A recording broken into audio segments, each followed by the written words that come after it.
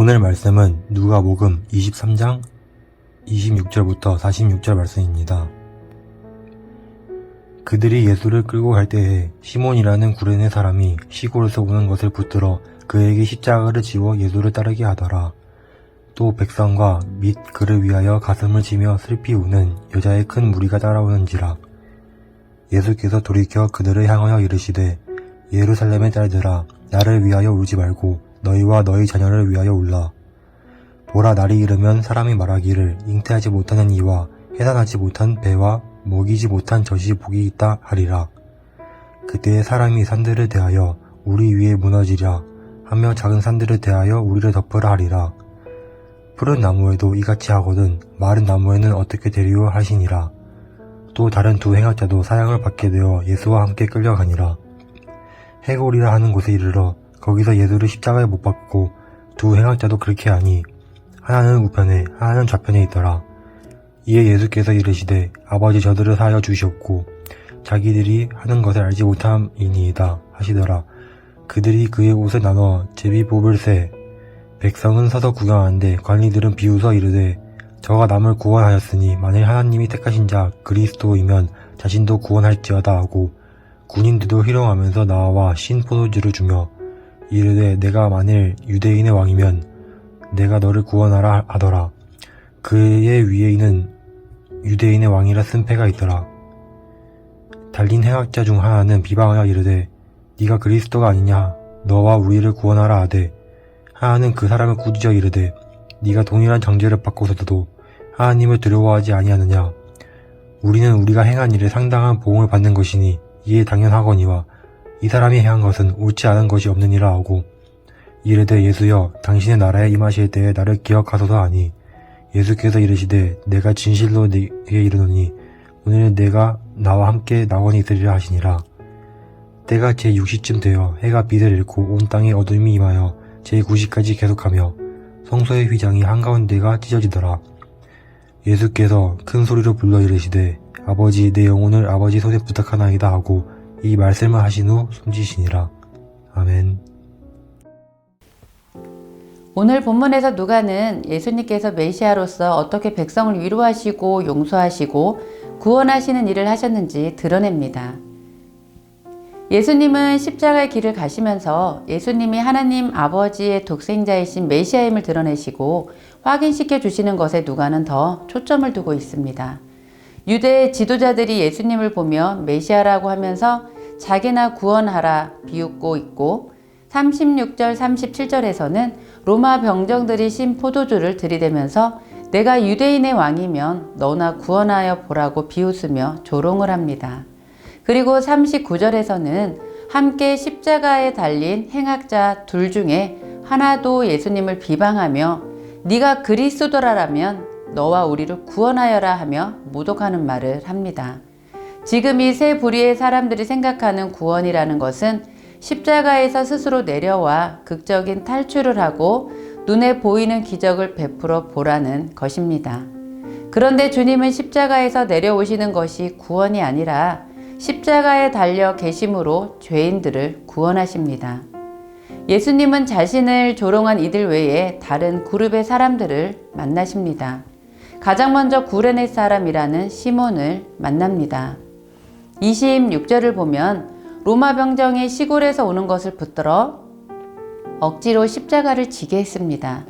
당시 상황에서 구레네 시몬이 예루살렘에 온 것, 그리고 그때 마침 그곳에서 십자가 지고 가시는 예수님을 만난 것, 로마 군병들이 잡아서 억지로 십자가를 지우게 한 것, 그 어느 것 하나도 하나님의 크신 어떤 섭리 안에서는 우연히 된 일이 분명 아닐 것입니다. 이것은 하나님께서 계획하시고 이루신 일이고 또 그 결과로 구레네 시몬을 예수님의 제자 만들고 그가 하나님 백성 되는 것이었습니다. 교회의 전설에 의하면 이 구레네 시몬은 결국 나중에 순교까지 하는 예수님의 제자로 순교자 반열에 오르는 사람이 됩니다. 로마 병정에 의해 억지로 십자가를 졌지만 시몬에게는 전적인 은혜의 사건입니다. 두 번째 등장하는 그룹의 사람들은 여인들입니다. 27절에서 백성들과 여자들이 큰 무리를 이루어서 예수님을 따라가는데 여자들은 예수님을 생각하며 가슴을 치며 통곡을 합니다. 그런데 예수님은 통곡하는 여자들을 보시며 28절에서 예루살렘의 딸들아 나를 두고 울지 말고 너희와 너희 자녀들을 위하여 울라 말씀하셨습니다. 이 말씀의 의미는 이제 곧 있을 예루살렘의 심판의 날을 두고 하시는 말씀입니다. 예루살렘이 왜 심판을 받게 되었을까요? AD 70년이 되면 로마가 쳐들어와서 예루살렘 성전을 무너뜨리고 예루살렘 도성을 다 멸망시키게 됩니다. 로마로 인해서 예루살렘이 한 40년 후에 망할 일을 예언하시면서 29절에서는 아이를 베지 못하는 여자, 아이를 낳아보지 못한 때 젖을 먹여보지 못한 가슴이 복되다. 말할 날이 올 것이다 하십니다.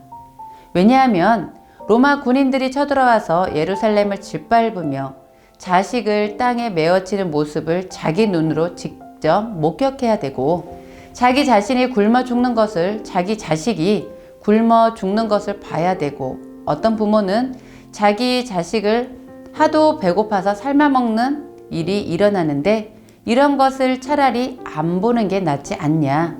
자식이 없는 게 더 낫다는 것입니다. 그러면서 지금 나를 위해 울 것이 아니라 너희와 너희 자녀를 위해서 울어야 한다고 말씀하십니다. 그러나 이 말씀은 예루살렘의 심판만 두고 말씀하는 것이 아니라 종말론적 예언이기도 합니다. 그러면 무엇을 위해 울라는 것일까요? 만약에 우리와 우리 자녀가 혹여라도 타서 없어질 이 세상의 것들을 더 사랑하고 그것에 목숨을 걸고 그것에 온 마음을 뺏겨서 그것을 추구하는 삶을 살고 있다면 세상 것들과 함께 멸망당하지 않도록 울어야 한다는 것입니다. 매를 맞으며 십자가상에서 죽으러 가시는 그 길에서도 예수님은 회개를 말씀하고 계셨습니다. 우리들의 모습을 미리 성찰하고 회개하면서 하나님 앞에 엎드려 울 수 있다면 그 심판을 피할 수 있을 것입니다. 구레네 시몬은 제자 삼으셨고 여인들에게는 회개를 요구하시고 십자가에 달리셔는 용서를 말씀하셨습니다. 두 제수 중에 한 사람에게는 너는 오늘 나와 함께 낙원에 있을 것이다. 구원을 선포하십니다. 십자가에 달리셔서는 자기를 못 박는 사람들을 하나님 용서해 주십시오. 저들이 자기가 하는 것이 뭔지 모릅니다. 그렇게 십자가에서 내려오심으로가 아니라 십자가에 달리심으로 주님은 메시아이심을 우리에게 확인시켜 주고 계셨습니다. 그리고 예수님은 자신의 영혼을 하나님 손에 맡기며 모든 죄와 함께 숨지셨습니다.